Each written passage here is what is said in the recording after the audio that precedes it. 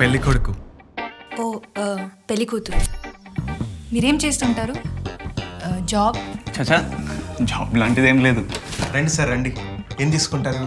Coffee, tea, salary? Sikh లేకపోతే సరే. Time ఎంత? ఇన్స్పెక్షన్ తెలీదా నీకో? చెవులు దుబ్బాయా? ఓ డిగ్రీ? సరేనా పాస్ అవుతావా? సార్ పక్కా పాస్ డాడీ. నీ వల్ల కాదులే కానీ చిట్స్ పెట్టుకున్నా నా పాస్.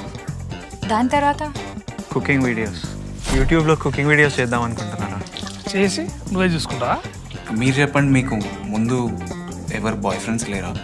ఫుడ్ ట్రక్స్ గురించి విన్నావా? ఆల్రెడీ యూఎస్లో బూమింగ్ బిజినెస్.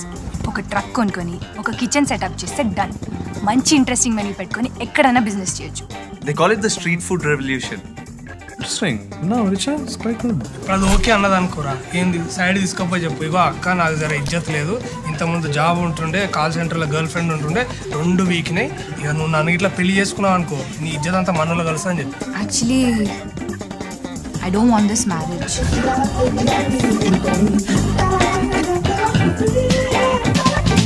పరంపరలు తలబడ్డాయి పడగొట్టండో, గరిష్ట ధర 30,000 కట్టాడండో, తలంచితే తలపోగెట్టే సరదాలండో, వినంబర వ్యసనానందా జరిగేయండో.